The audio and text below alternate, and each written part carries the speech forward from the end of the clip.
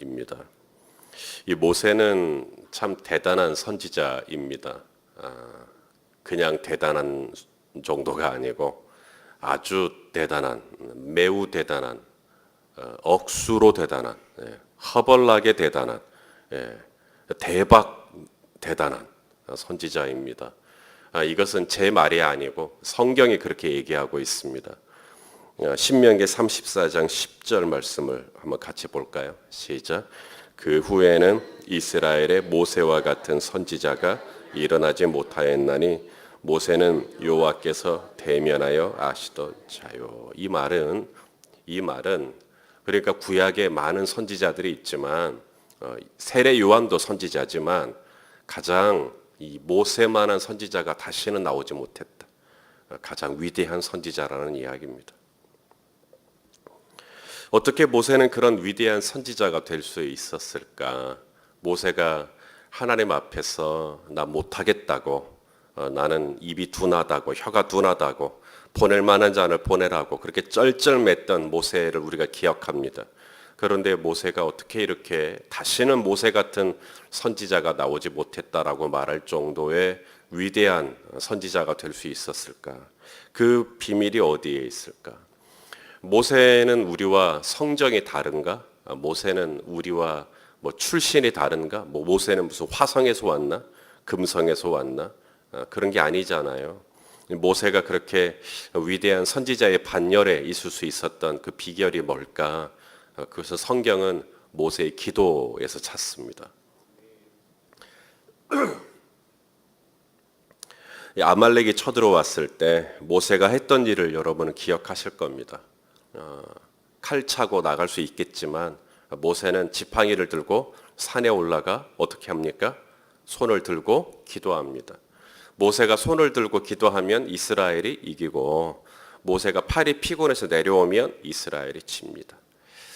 그러니까 이 아말렉이 공격하는 것, 아말렉이 이스라엘을 이렇게 공격하는 것은 위기이죠. 어려움입니다.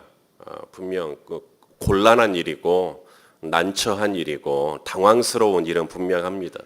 하지만 아말렉의 공격을 통해서 하나님께서 가르쳐 주시고자 하는 게 있는데 바로 이 모세가 팔을 들고 기도하는 것의 중요성, 그것을 하나님께서 가르쳐 주고자 하는 것입니다.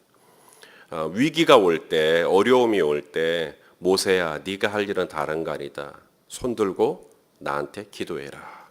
이렇게 하나님께서 가르쳐 주시는 것이죠. 그래서 아말렉이 공격했던 그 시간은 모세로 하여금 기도의 권능, 기도의 영광, 기도의 능력, 기도의 권세를 경험하게 하는, 가르쳐 주시는 그런 손길이었던 거죠. 왜 우리는 기도를 해야 하는가? 오늘 모세를 통해서 우리가 배우게 되는 게 뭐냐면 우리가 연약하다는 거예요. 오늘 모세가 가르쳐 주는 게. 우리가 얼마나 연약한 존재인가 여러분 동의하십니까? 내가 참 오늘 본문에 3절에 티끌이라는 단어가 나옵니다. 이게 먼지라는 얘기예요. 먼지.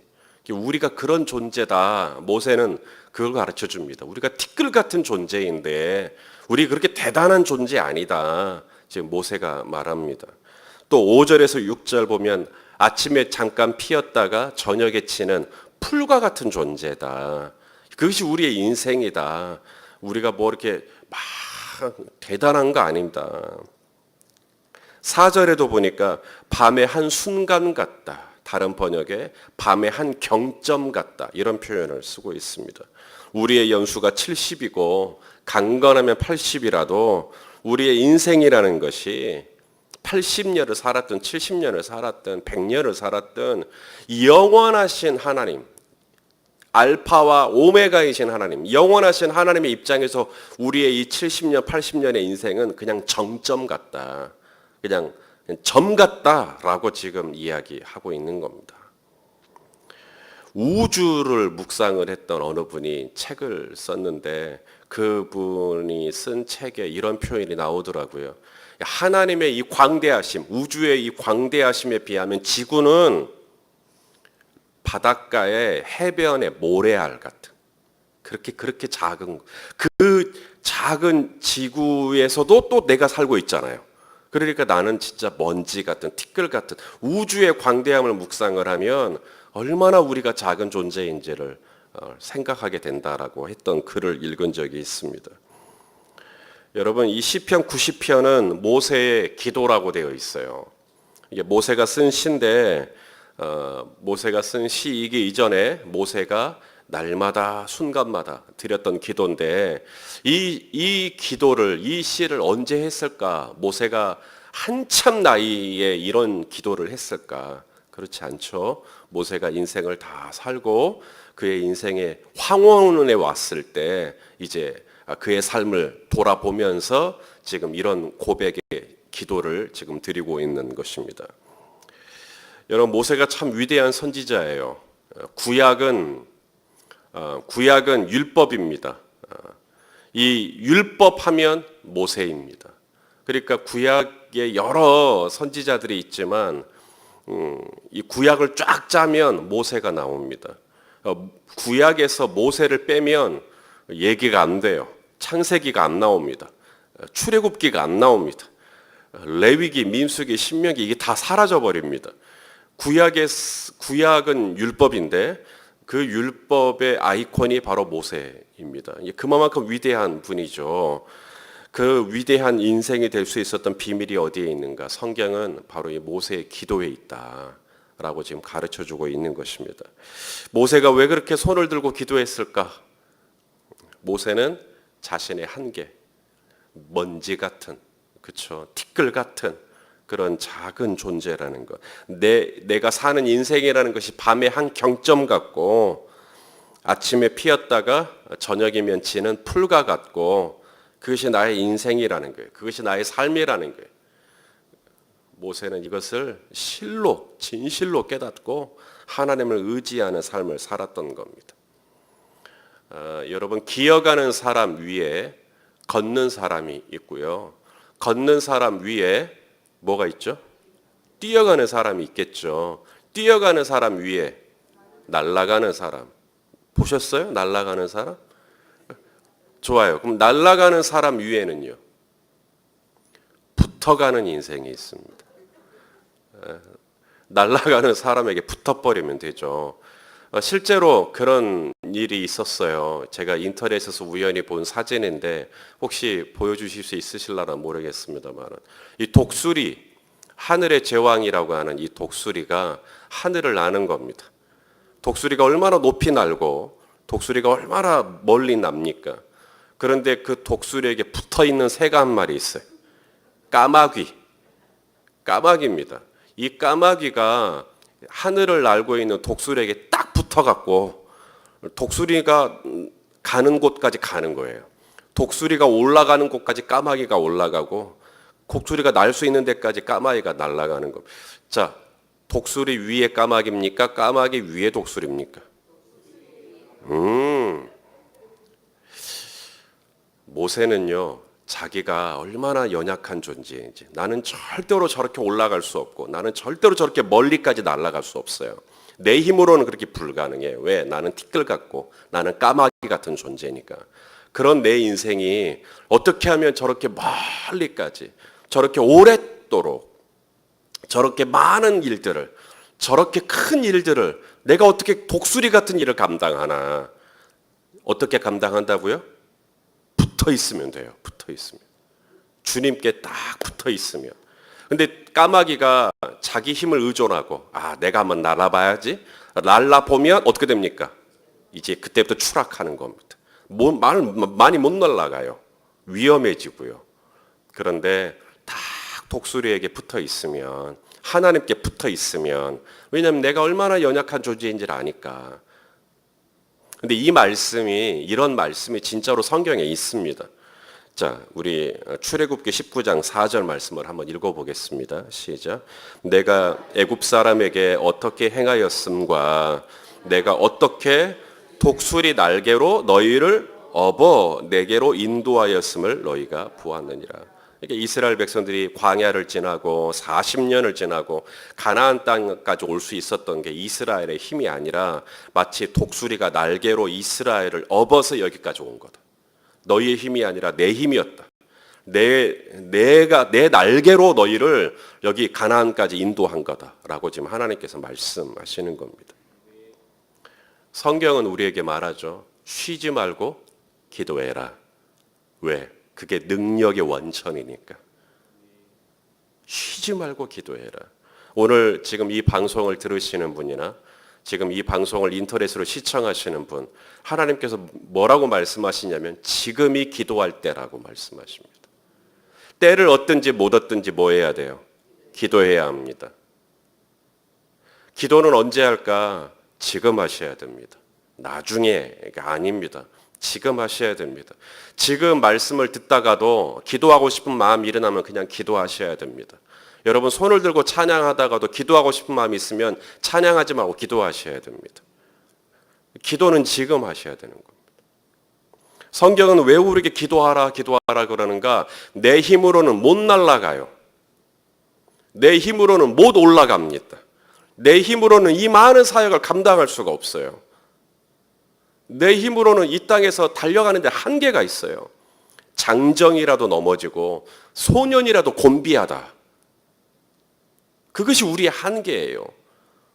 어떻게 그렇게 멀리 할 수 있어요? 그렇게 오래 할 수 있어요? 우리 힘으로는 못합니다. 근데 딱 붙어 있는 거예요. 근데 딱 붙어 있는 이 행위가 뭐라고요? 그게 기도라는 거예요. 내 힘으로는 안 되니까. 나는 티끌 같은 존재니까 주님께 딱 붙어 있어가지고 주님 도와주세요. 오늘 본문의 1절에 모세가 뭐라 그래요? 주님이 대대로 우리의 뭐가 되셨다? 거처. 그러니까 주님이 거처가 되시는 거죠. 거처라는 말을 다른 번역으로 보니까 피난처. 그러니까 이 모세는 힘들고 어려울 때마다 누구에게 기대는 거예요? 하나님께 기대는 겁니다. 하나님께. 이것이 모세가 그런 능력 있는 선지자가 될 수 있었던 비밀이었던 거죠. 주님이 대대로 나의 거처가 되어주세요. 또 2절에 보니까 하나님이 얼마나 영원하신 분이신지 2절을 그렇게 표현하죠. 영원부터 영원까지 주는 하나님이십니다. 이게 하나님은 얼마나 놀라우신 분인지, 하나님이 얼마나 크신 분인지, 하나님이 얼마나 장엄하신 분이신지, 그 하나님 앞에 서니까 나는 티끌 같고, 그 하나님 앞에 서니까 내 인생은 밤의 한 경점 같고, 이렇게 초라한 나의 힘으로는 이 땅을 온전히 살아갈 수가 없고, 나에게 주어진 사역을 내가 다 감당할 수가 없고, 그래서 모세는 기도한 겁니다. 날마다 순간마다 때를 얻든지 못 얻든지. 그래서 모세가 광야에 있을 때 성막이라 그러죠. 이제 하나님께서 성막을 지으라 그랬어요. 근데 하나님께서 이 성막의 이름을 따로 불렀어요. 모세하고 만나는 회막으로. 성막과 회막은 따로따로가 있는 게 아니라 성막이 곧 회막인데 주님께서는 모세와 만나는 이 장소를 내가 너를 성막에서 만나자라고 표현하지 않고 회막에서 만나자 그래요. 회막이 뭐냐면 tent of meeting 이란 뜻이에요. 하나님께서 모세와 만나는 자리. 여러분 오늘 저와 여러분은 성전에 왔지만 우리는 회막에 온 겁니다. 하나님 만나러 온 겁니다.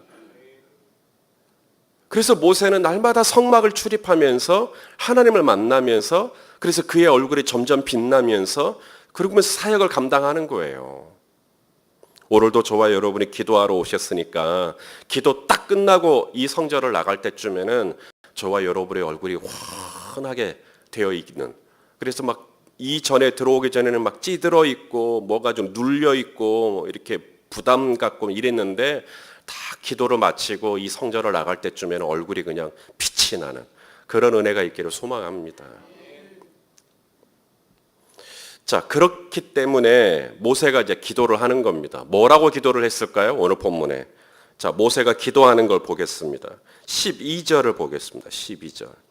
자, 읽어볼까요? 시작. 우리에게 우리날 계수함을 가르치사 지혜로운 마음을 얻게 하소서. 이게 모세의 기도입니다.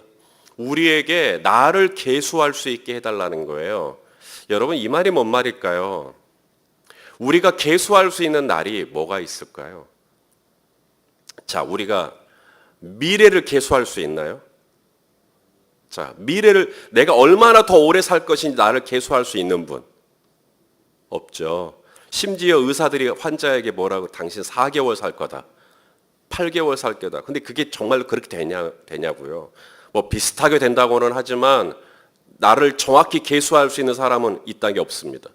그럼 미래는 내가 계수할 수 있는 것에서 지워져요. 그럼 과거를 내가 계수할 수 있는가?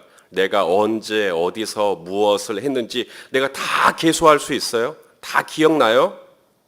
내가 계수할 수 있는 날, 오늘이 2017년 8월 27일, 9일. 예, 정확히 계수하시잖아요. 왜냐하면 우리 날 계수함을 가르치라는 말이 뭐냐면 오늘을 충실하게 살 수 있게 해달라고 하는 기도입니다. 왜냐하면 우리가 계수할 수 있는 날은 딱 오늘 하루밖에 없어요. 정확하게 계수할 수 있는 날.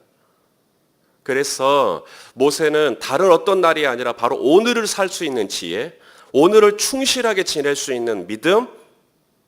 여러분, 주님이 우리에게 가르쳐준 기도가 뭐냐면 일용할 양식, 오늘의 양식이에요.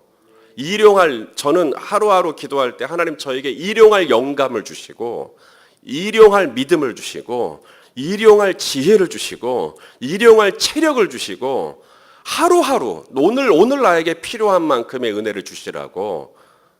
그것이 예수님이 주기도문에서 우리에게 가르쳐주고자 하는 거거든요. 모세도 똑같습니다.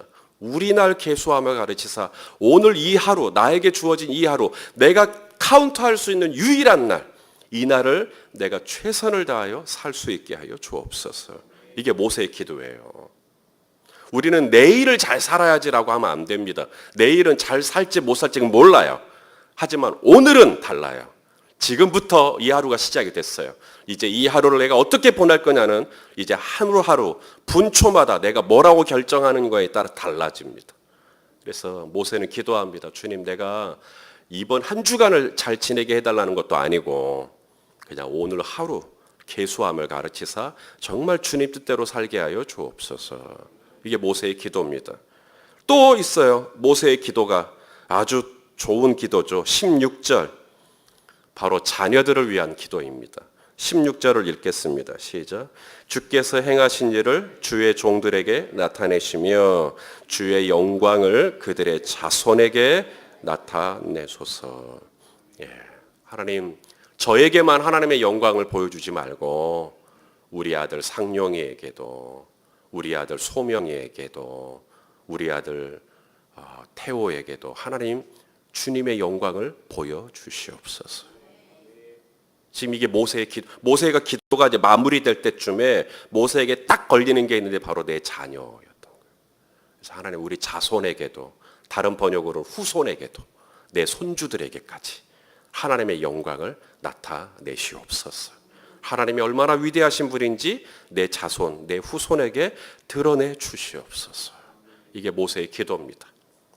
자, 정리하겠습니다. 모세처럼 기도하는 오늘 아침이 되기를 원합니다. 하나님 의지해야 돼요. 내가 티끌 같은 존재라는 걸 잊어버리면 안 돼요. 어제 저녁까지는 썽썽했다가 오늘 아침에는 벌써 목이 딱 잠기는 게 우리의 인생입니다. 하루 잠만 잘못 자도 담에 걸리고요. 하루 밤사이 안녕이라는 말이 있듯이 무슨 일이 일어날지는 모르는 거예요. 저희 아버님이 늘 하시는 표현이 있어요. 우리 인생은 건불 같다. 그냥 불 한 번만 잘못 붙으면 바로 타져 없어버리는 그냥 휴지 화장지와 같은 아주 얇은 존재입니다. 그런 우리를 너무 신뢰하면 안 돼요. 주님이 대대로 나의 거처가 되어 주십시오. 주님을 의지합니다. 모세의 기도입니다. 그럼 모세가 뭐라고 기도했는가 봤더니 오늘 이 하루를 승리하게 하여 주옵소서. 그리고 더 나아가서 내 자손들, 내 아들, 내 딸들이 우리 하나님을 섬기게 하여 주옵소서라고 기도하는 겁니다. 오늘도 그렇게 주님 앞에 나아가는 아침이 되시기를 예수님의 이름으로 축원합니다.